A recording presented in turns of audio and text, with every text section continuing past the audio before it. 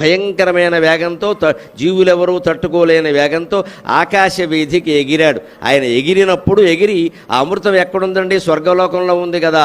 దాన్ని తేవడం కోసం వెళ్ళాలి అంటే అంత వేగంతో వెళ్ళాలంటే దానికి తగిన బలం కావాలంటే శుభ్రంగా తినాలి.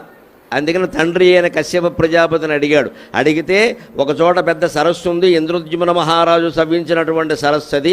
అక్కడ ఒక పెద్ద ఏనుగుంది, అలాగే ఇంకో తాబేలు కూడా ఉంది. ఆ రెండు కొట్టుకుంటూ ఉంటాయి. ఎప్పుడు 1000 ఏళ్ళుగా కొట్టుకుంటున్నా ఎప్పటికీ ఆ తగాదా తెమలేదంటే మన దగ్గర కోర్టు కేసులు కూడా అలాగే ఉంటాయి. ఆశ్చర్యపోకల్లా కోర్టులో కేసు వేసామంటే 1000 ఏళ్ళు ఖాయం.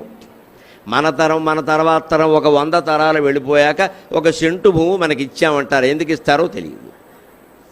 అంచేతను 1000 ఏళ్ళు కొట్టుకున్నాయంటే ఆశ్చర్యపోకల. ఇవాళ కోర్టుకు వెళ్ళిన వాళ్ళు అందరూ 100 ఏళ్ళు కొట్టుకు చస్తూనే ఉన్నారు. అక్కడ ఏమీ దేవడం లేదు. రెట్టేసామంటే రెట్టేసినట్టే, ఇంకేమీ లేదు. అక్కడ తీసి పారేయడమే. అంతకంటే మధ్యవర్తులను పెట్టుకుని మన పెంతండ్రనో మేనమామనో వాళ్ళ బంధువులను వీళ్ళ బంధువుల్లో పెట్టుకుని కులం పెద్దలను పెట్టుకుని ఏదో ఊళ్ళో వాళ్ళ కాళ్ళలో పట్టుకుంటే ఓ పరిష్కారం 10 రోజుల్లో చేసేస్తారు. అదేదో కట్టేస్తే గొడవ వదిలిపోతుంది. అందుకే పెద్ద పెద్ద న్యాయమూర్తులు కూడా ఈ మధ్యన మధ్యవర్తిత్వం చెబుతున్నారు. మధ్యవర్తిత్వమే పూర్వం ఉండేది బాగా. గ్రామాల్లో పెద్దలు మున్సబు గారు కర్ణం గారు కూర్చొని తీర్పులు చెప్పేవారు. ఆ ప్రకారం పెద్దలందరూ వినేవారు. అసలు ఇంట్లో ఏదైనా గొడవ వస్తే ముందు అత్తమామలు చెబితే వినేవారు వెంటనే. అలా వింటే తగాదాలు ఎందుకు ఉంటాయండి? ఉన్న పెద్దవాళ్ళు ఉన్నారు కదా ఇంట్లో, వాళ్ళు చెప్పింది వినాలి కదా. వాళ్ళిద్దరూ అత్తమామలు, పిల్లాన్ని కన్నది వాళ్లే, లేదు పిల్లని కన్నది వాళ్లే, వాళ్ళకి సమానత్వమే ఉంటుంది కదా, అందరూ బాగుండాలనే కదా.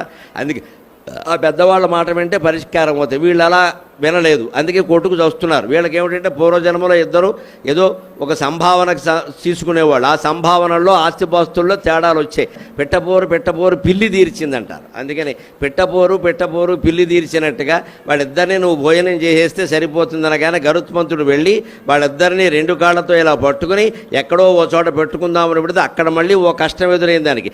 దానికి వాలకిల్యాదులని మహర్షులు ఇంతంత ఉంటారు. వాళ్ళు ఇంతంత ఉంటారు, వేలాడే గబ్బిలేలా ఉంటారు. వాళ్ళు అలా వేలాడుతున్నారు, తపస్సులు చేస్తున్నారు. వాళ్ళు కింద పడితే ప్రమాదం, శపిస్తారు అని చెప్పి మళ్ళీ కశ్యప మహర్షిని అడిగితే జాగ్రత్తగా ఆ కొమ్మ తీసుకెళ్ళి హిమాలయాల్లో పెట్టమన్నాడు. మళ్ళీ హిమాలయాలకు వెళ్ళి ఆ కొమ్మ అక్కడ పెట్టి అక్కడ వాళ్ళిద్దరినీ భోజనం చేసేసి ఇక వాళ్ళకి తగాదా లేకుండా చేసాడు. శ్రావణ మాసం సంభావన గరుత్మంతుల వారి భోజనంతో పూర్తయింది. మన జన్మలు మన జాతకాలు ఇలాగే ఉంటాయి. చిన్న తగాదాలను బాగా పెంచేసుకుని 10 ఏళ్ళు 25 ఏళ్ళు కొట్టుకు చచ్చిపోతే ఇలాగే ఉంటాం ఇక్కడ.